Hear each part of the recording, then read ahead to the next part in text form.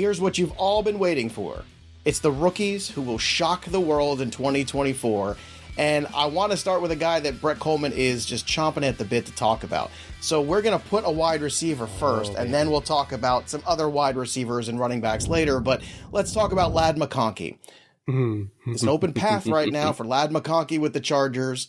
You are giddy right now, as am I, with the opportunity. I can see myself taking a lot of shares of him, Brett, in 2024 redraft leagues. So what should the expectations be?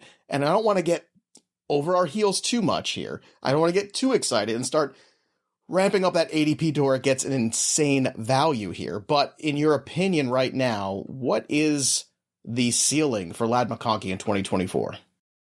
Leading the Chargers in targets and catches. Now, I don't know if he'll lead them in touchdowns because anytime they get within the 20, get ready to learn duo, buddy. Like that's what we're running, right? But in terms of yards and catches to get them to the red zone, like Ladd's going to be the guy. And I like Palmer as like a quality number 2, number 3. I think QJ still potentially could work out as, it's going to sound like an odd comparison, but as their Debo, right? The guy that we give screens and jet sweeps to. I don't think that's weird at all. I think that's what's lacking is that nobody seems to design anything that what he did in college that would worked. I mean, it doesn't take a rocket scientist, but clearly Brandon Staley couldn't figure it out.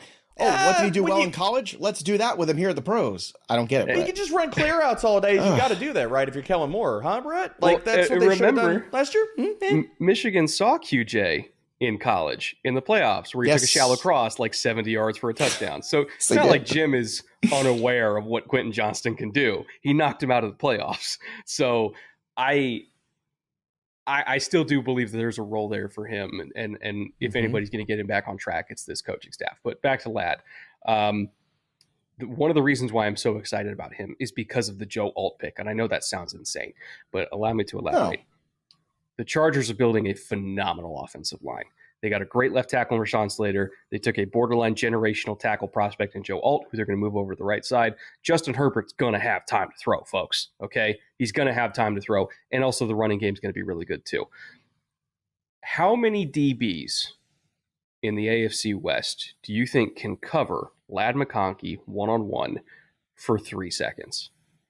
It's Trent McDuffie and... McDuffie?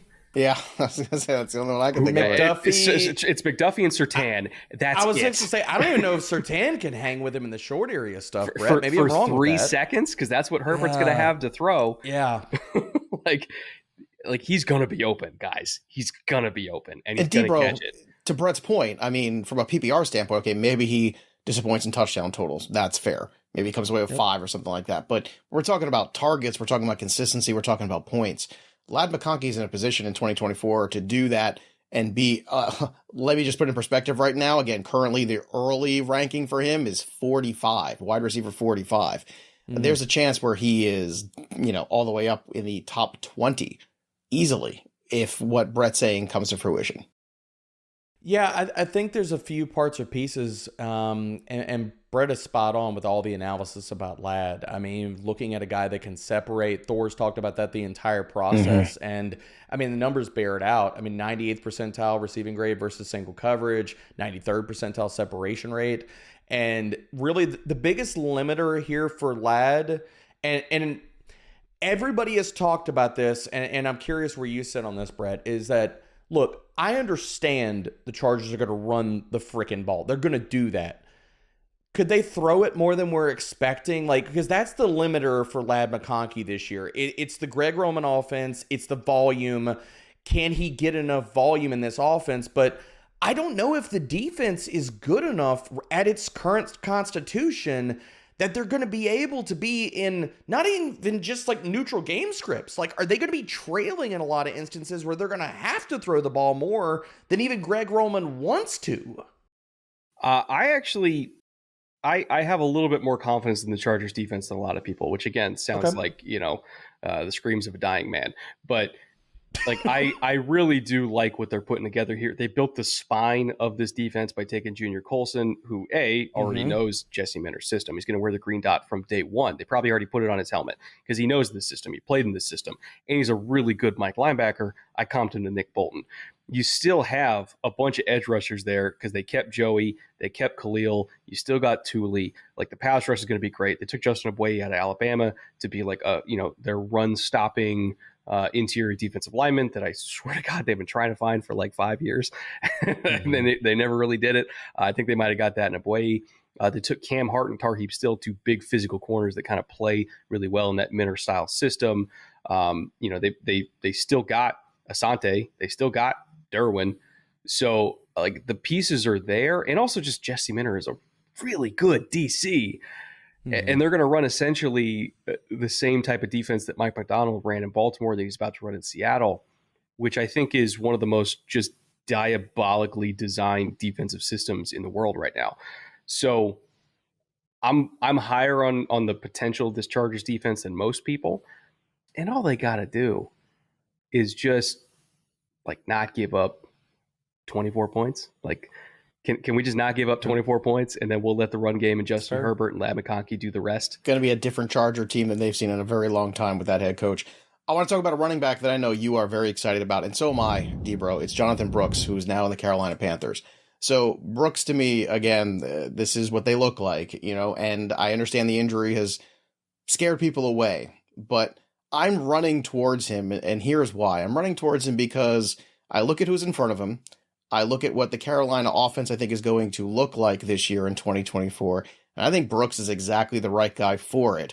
And because of the injury, he's going to be dirt cheap in redrafts. So that is the perfect formula for me as long as I'm patient for the last weeks of the season. Maybe I get 8 weeks of Jonathon Brooks that take me to a playoff. What do you think of Brooks' potential to maybe do that and maybe then some? The stink of this running back class is and the ACL, people are viewing Jonathon Brooks totally wrong, and hit the situation in Carolina.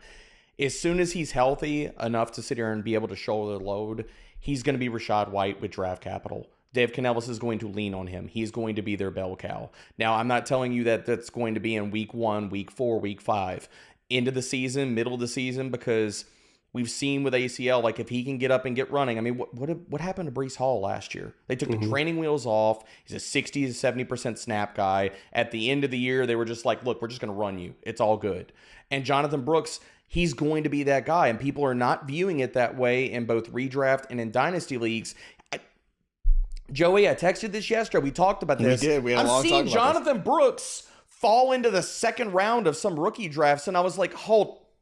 Oh, I got him yesterday at 110, Brett. Brett, I got him at 110 yesterday. What are we doing here?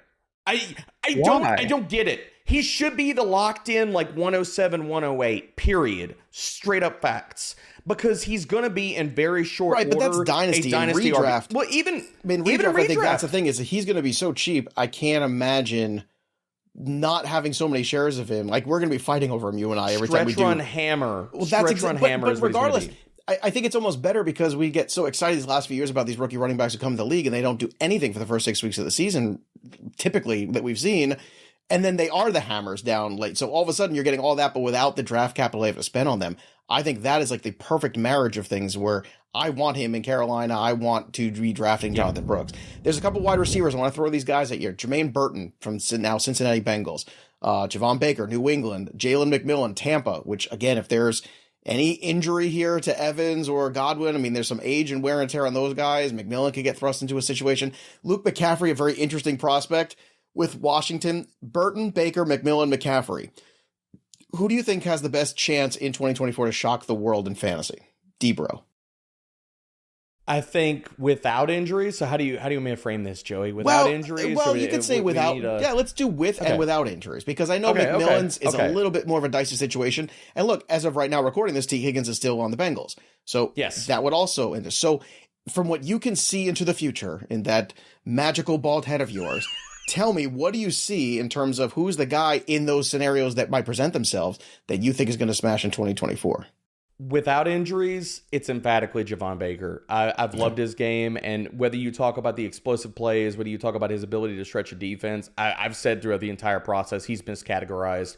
UCF used him as a field stretcher. I don't think that's the lockstep role that he's going to be in the NFL. I think his route running is slept on, and whether you want to talk about explosive plays, all of that, New England is just a treasure trove of a bunch of guys that are okay but not great. They bring a certain solid skill set, but none of these guys are massive target earners. I think Javon Baker, without any injuries, could be the guy that steps to the front of that line. But if we're talking about how can the die fall?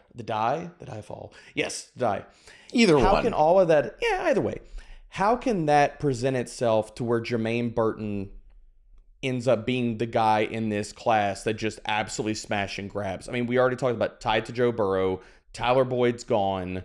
You're looking at just this passing tree just in general, and it's Jamar Chase. And if T. Higgins gets traded or he's hurt, because we've seen him also deal with nagging injuries over the past few seasons, Jermaine Burton could be the guy that just absolutely crushes whatever his ADP, whatever your expectations are, because the talent, and people have talked about all the off-field stuff. I'm not going to weigh in on that, because if we just want to talk about the talent and the film, he has the talent, and it's all over his film to absolutely crush. He was 90th percentile against single coverage, top 30 in yards per route run and receiving grade.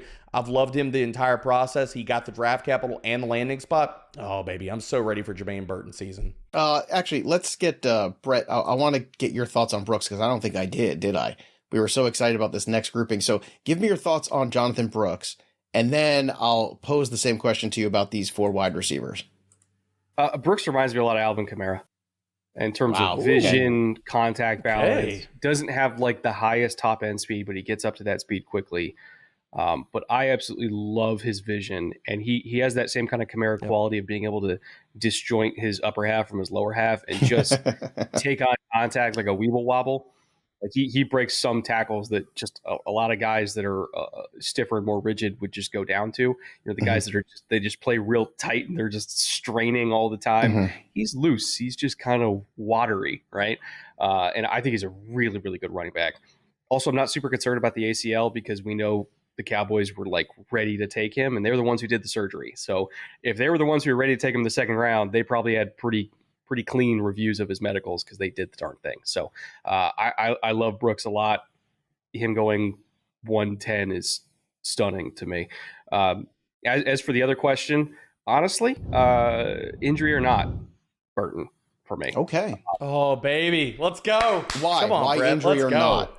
He's one of the 10 best receivers in this class. If we're just talking about pure tape grade, I don't know, the full story on the off the field stuff. I just know that it was a big factor in why he fell to the third round, but he shouldn't have. Like, if we're just talking about who's like the best receiver, he should have been a second round receiver. Honestly, half of me thought that Kansas City was going to take him at 32. He's that good. Wow. He is that good. And the reason why I say injury or not is because I'm still not totally convinced that T. Higgins is going to be on the roster in week 1. I kind of feel like Cincinnati didn't get what they were trying to get during the draft because the receiver class was so stacked. Now that everybody knows where all the receivers are, and there's still some teams that might be trying to add one more, cough, cough, New England. Oh, God, I'm so glad you cough New England, because I was going to cough New England, so I didn't have to do it. Guess who has $128 million in cap space after June 1st? Yeah, no kidding. New England. So, if anybody's going to do it and try to make sure that their rookie quarterback is as successful as possible, I could see Cincinnati trying to recruit some value, knowing that they got Burton waiting in the wings, who can be a good number 2 for them from day one, and they need all the assets they can get right now as well. So, I don't think Ayuk is going away from San Francisco. I do think T. Higgins is going away from Cincinnati. And once he does, it's Burton season. There you go. JJ McCarthy. We're doing a show right now, Brett. I don't know if you know this, with the official president of the fan club. Actually, vice president. Thor's the president. Debro's the vice president. So, Brett, JJ McCarthy, again, walking into a situation where Darnold is, quote unquote, ahead of him in the depth chart. He's at 25 right now on the QB board on FantasyPros.com and redraft leagues, but he's walking into a scenario where he's got one of the best wide receivers on the planet. He's got Addison, and hopefully eventually you get Hawkinson back. So is there a scenario here where JJ McCarthy, because unlike some of the other scenarios we listed, some guys aren't walking into the best spot, this is a great situation with a great offensive-minded head coach, too, who can really get the best out of him, who also play the position. So my question to you is, what's the ceiling for JJ McCarthy in 2024 leagues? It's tough to say, because I kind of feel like he's going to be on the bench behind Darnold. Like I kind of feel like they're going to try to bring him along slowly because again, he is still young. He is still developing. He's not all the way there yet. I love the physical talent. He's got size. He's got gas in his arm. Obviously, he's really coachable. He's a great kid. He's got mobility. He's got a lot of tools you want, but he's still in that phase of his development where 4 to 5 times a game, you have no idea what he's looking at.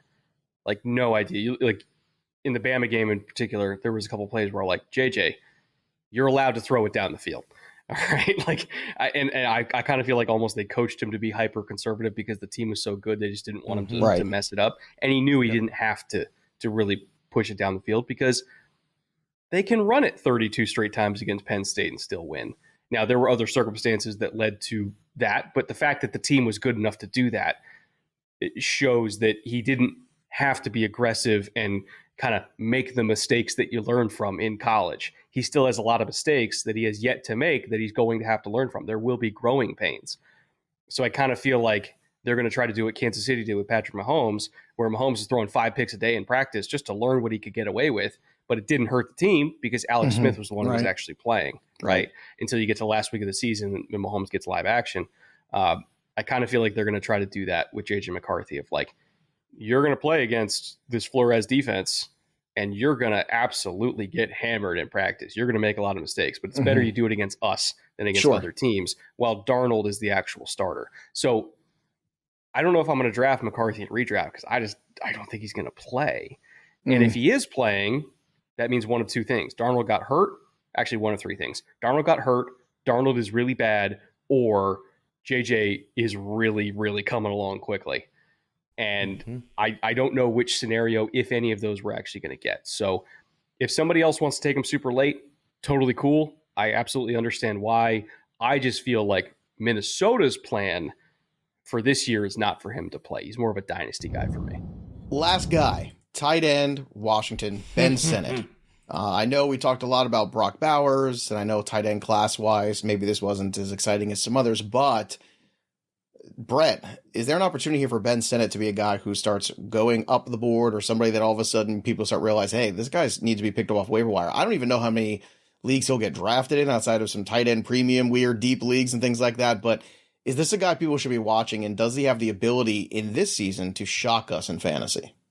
100%. I'm not going to be so bold as to say he's this year's Laporta because like very few people ever are that type of like completely out of nowhere breakout tight end. I mean, not out of nowhere. Iowa fans were like, Laporta, I promise. But, you know, for everybody who's not an Iowa fan, we didn't see that coming. So I'm not ready to say he's going to be Sam Laporta, but I do think he's going to be really productive as a rookie. I think he's going to be their number 1 target getter in that tight end room over Ertz. I think he's a yak monster. He's a bull in an antique shop is how I describe him after the catch. Honestly, my comp for him is Mike Allstott with 2 different letters in front of his name. Like that's the play style we're talking about here. He can play fullback. He can play H-back. You can give him some snaps at Y, even though that's not his true position. I love Sinnott. I absolutely love Sinnott. I think he's going to be a really impactful player for them. And also just give Jaden Daniels some layups. They can still get explosive plays, which he's going to need, I think, considering what we think their left tackle situation is going to be. Yeah, I just got goosebumps when you said Mike Allstott, one of my all-time favorite football players. I just loved Allstott. D-Bro, Ben Sinnott, give us your take. Oh, baby. People got to put respect on his freaking name. I see it in Dynasty. I see it in Redraft. I see the ranks. I see y'all out there. Why does nobody want to put respect on Ben Sinnott's name? He was my tight end 2 of this class, pre-draft, post-draft. He is still my tight end 2 of this class. He landed in the perfect freaking landing spot behind only Zach Ertz, questionable targets behind only Terry McLaurin. I love everything Brett said there about Ben Sinnott, and I'm going to add more on top of it, dude. You look at the deeper analytics for him, and it just screams. Also, with the merriment of his athleticism. Last year, 9th in PFF receiving grade, 9th in yards per route run. He was 4th amongst all tight ends in FBS and missed tackles forced.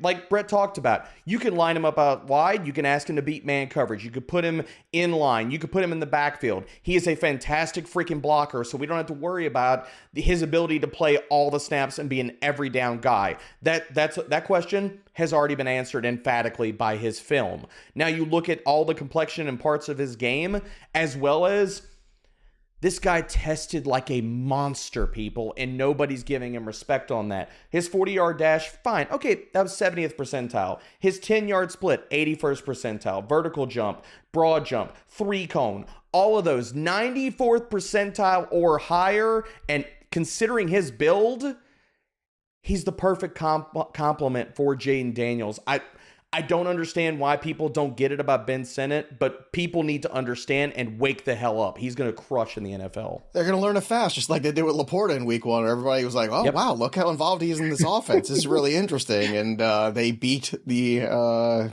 Super Bowl champions in week 1 last year. It was very eye-opening. There was a lot of people sitting in cornfields last year going like, I told you. I told you so. Brett Kollmann, we kept you way too long, but that's because you're way too good at this, so it's your fault. I really blame you. Go check out the Film Room over on YouTube, and go follow him over on X at Brett Kollmann. That's 2 T's, 2 L's, and 2 N's, because he's just... Again, he's so good. He's like extra credit. He just, all the extra consonants, all the extra things. There you go. Best of the business right there. All right, that'll do it for us. But the story of the game goes on. For Brett Kollmann and Derek Brown, I'm Joey P.